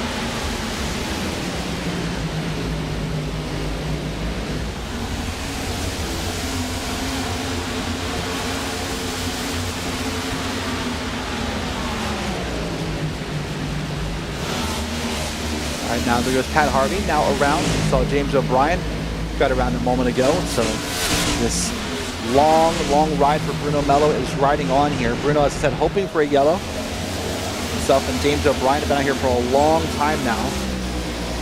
Here comes the pass, Abner Acosta on Chad Kibbe. Both these drivers have unlapped themselves. So they're now racing on the lead lap, racing for position, and Acosta quickly gets by.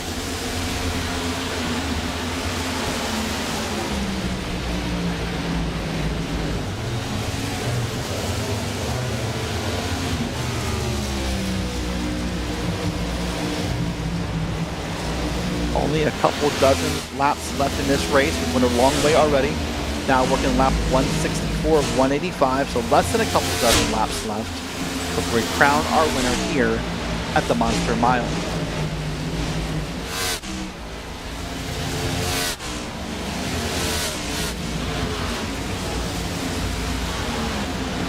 And you see Maverick Davis on screen trying to get around two cars here. That's both Lou Christian and a lapped car ahead of him. So one's for position, one is not. He's got to find out how to manage it. Trying to get up high and makes the cut back down. Davis now to the inside of Christian. They're side by side through turns 3 and 4. Will they make it around? I think Davis will. Oh, Christian touched the wall. And that's Eric Haig right behind him. And no doubt Eric Haig had to check up a little bit when Lou Christian hit the wall.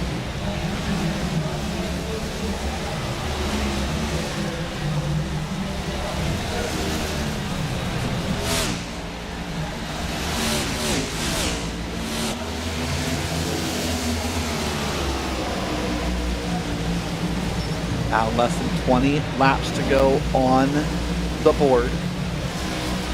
See this car here, Maverick Davis trying to get around here, trying to make things happen, trying to hope for the best as this run goes on here. Got the number 33 machine in front of him. 33 said, hey Maverick, I'll go high, staying low, and they let him on by, so Maverick Davis, a happy driver for the moment here, currently running in P5.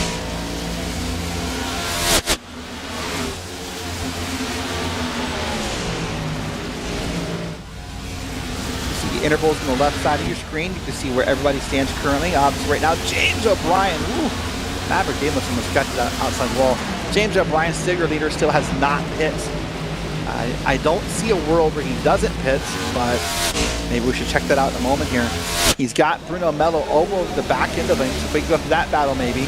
Bruno Mello and James O'Brien, per the ticker, have to be in a very, very tight battle up here for the lead. See if we can find that. And Trent Nicholas is behind them by about 8 seconds.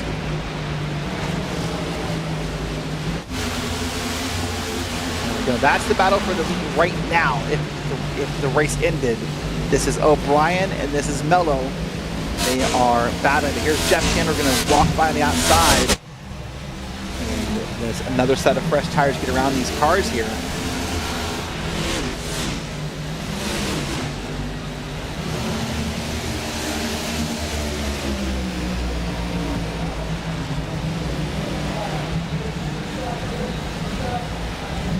I can see right now that battle's still ongoing. O'Brien and Mello, both these drivers have been out for a long time now. It's been a long time since their last yellow. That when Matt Gagnon was up in the booth with us, and these drivers are really pushing those tires. I'd almost be concerned at this point that you don't want to pop a tire, you don't want to have bad damage right now. But maybe this is just a scenario of made your bed, now go lie in it, because now they're sort of stuck with this moment, stuck with the decision you made.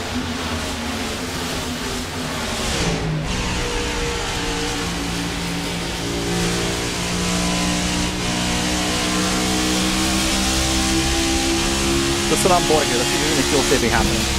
We're going to look.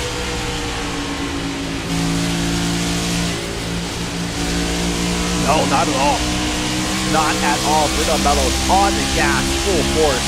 right in the middle of the corner, trying to get around James O'Brien. Got to his inside, but could not complete the run here. He fell back, set it up out of the corner here. Maybe a small bump to O'Brien. There it is. And now they've got a car behind him who wants to get around.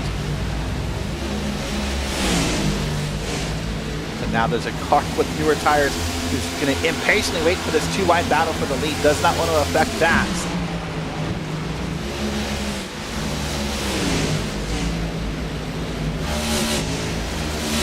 Let's see how this plays out here. That car in the back will lead us to be the 24 of Jose Medina. Waiting back there, and now it's going to bring other cars in this battle pretty quickly here. If you're Bruno Mello, who has now taken the lead, assuming he gets by this time, we'll have a new leader, and his name will be Bruno Mello. Put him on the board out of turn 4. Oh, wall contact, and oh, contact. That's going to be Jose Medina into the wall. And no yellow. That's curious, but that's James O'Brien as well. No, that's James O'Brien not in the wall, but part of that contact. And that puts Bruno Mello well in the lead here by over 2 seconds. My goodness, I don't know when we'll get to go back and watch that replay, but just a bit of contact between Jose Medina and I think it was James O'Brien made that happen. Inside, Medina went with a pretty hard lick.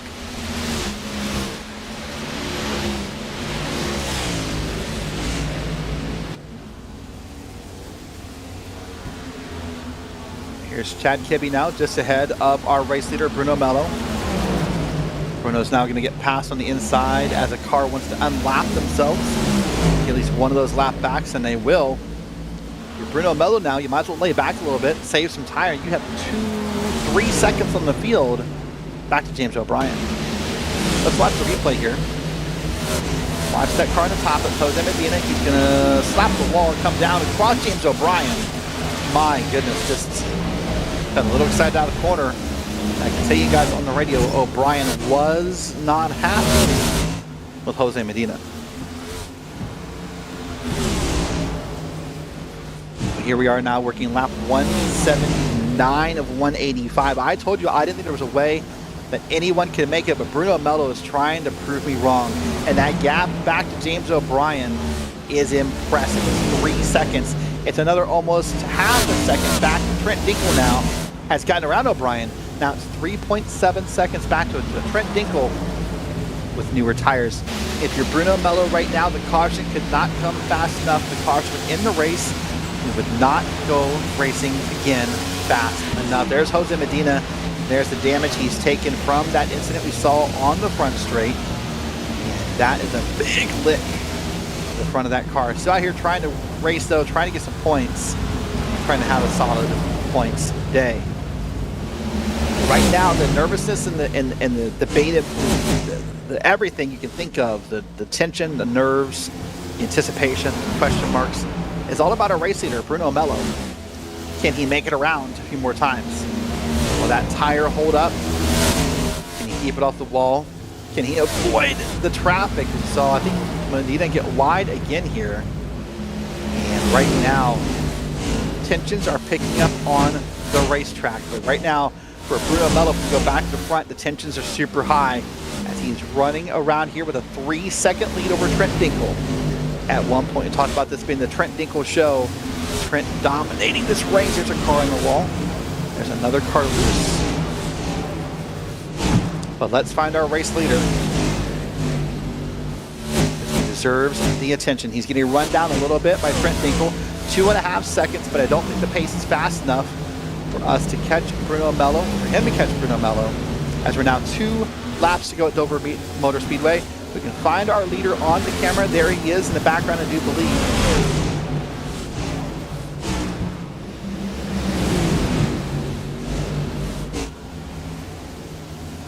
Watching this battle on track here, a nice 4 or 5 car battle. My goodness, that's Mark Kalin trying to make a pass here and having a very hard time doing it. White flag is out. Bruno Mello has taken the white flag. The next time around ends the race, no matter what happens. Dinkel has closed the gap by over a second, but it's not fast enough. Bruno Mello in that 78 machine one more time. out of turns 3 and 4. And there you go. Bruno Mello victorious at Dover Motor Speedway.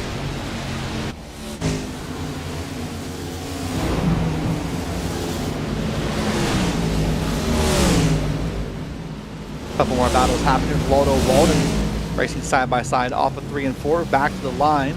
There's a great battle happening there.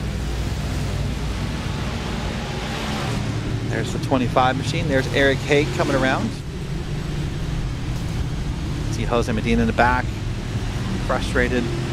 Not the ending he wanted to that day.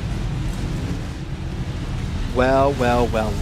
Bruno Mello is your winner. Had an impressive strategy, had an impressive day, and pulled off what I thought was the impossible. So congrats to Bruno Mello. He finishes P1. Trent Dinkel back 1.8 seconds back in P2. Abner Acosta up to P3.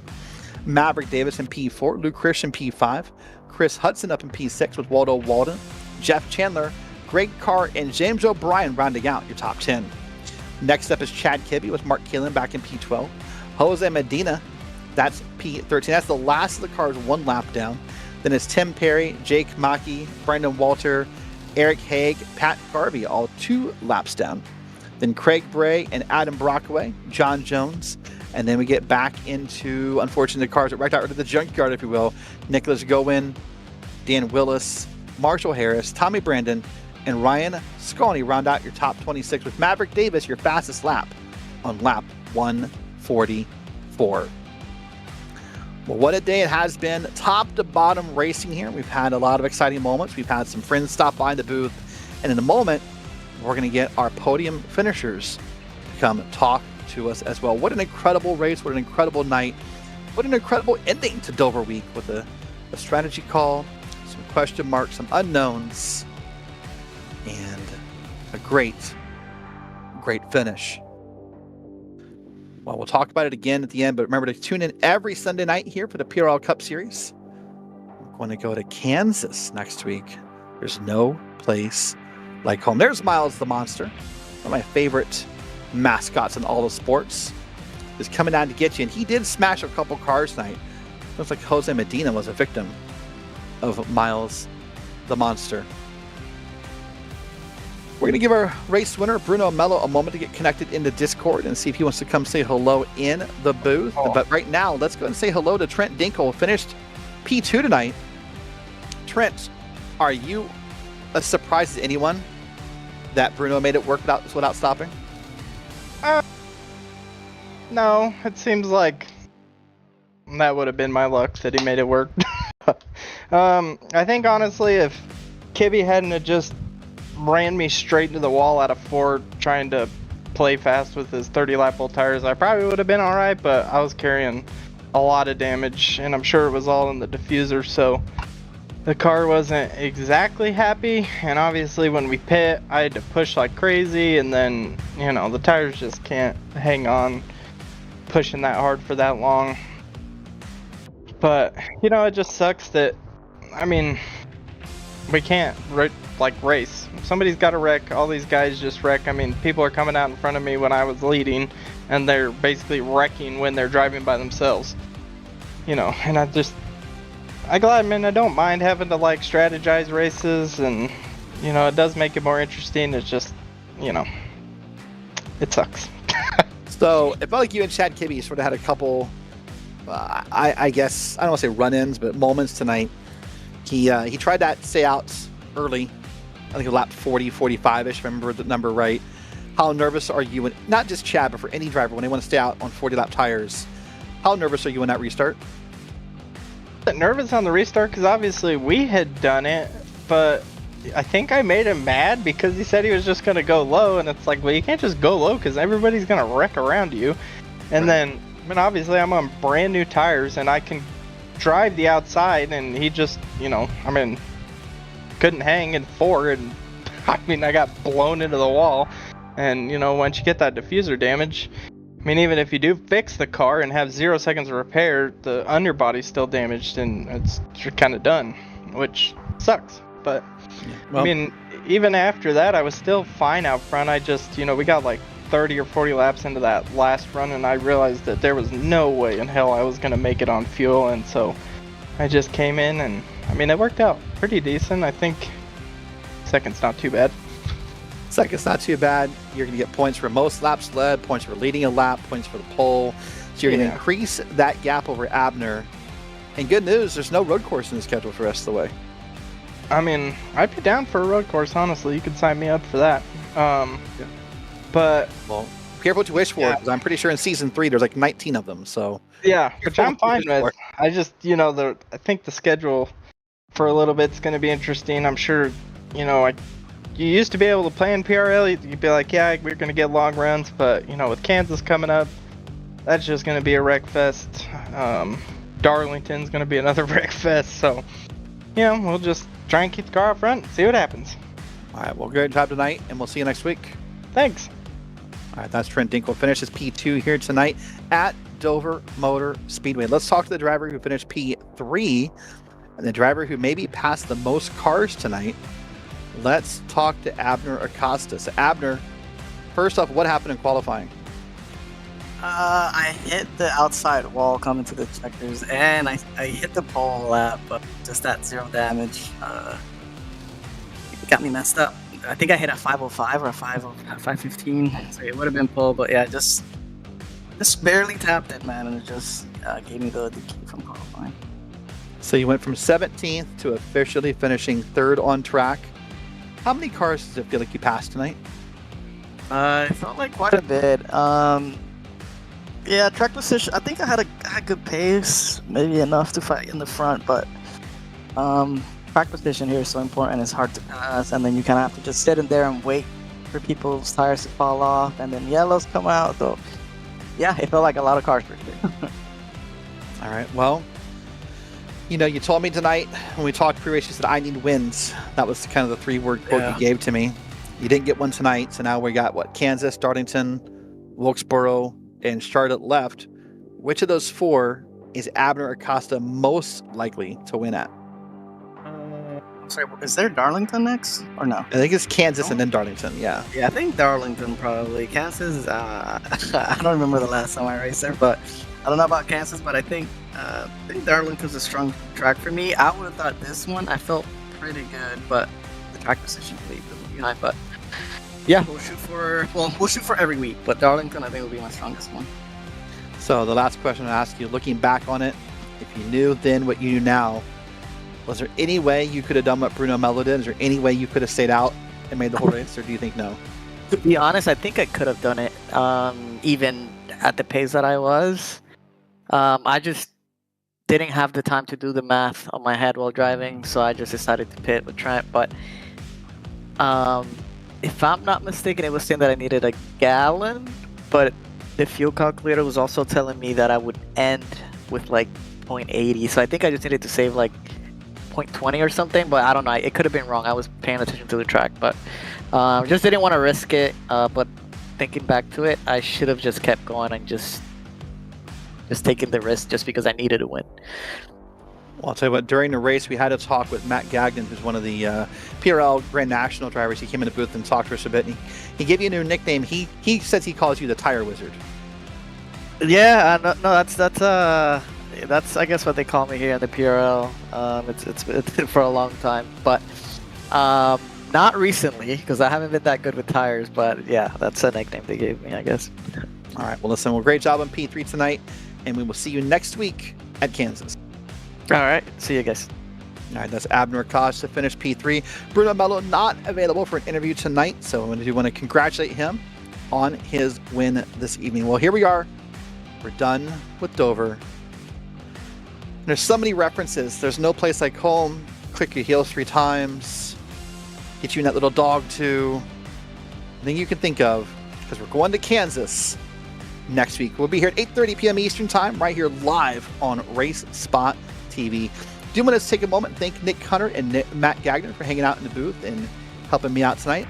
Mike Yao, our producer, for pushing all the buttons and keeping me as prepared as I could be.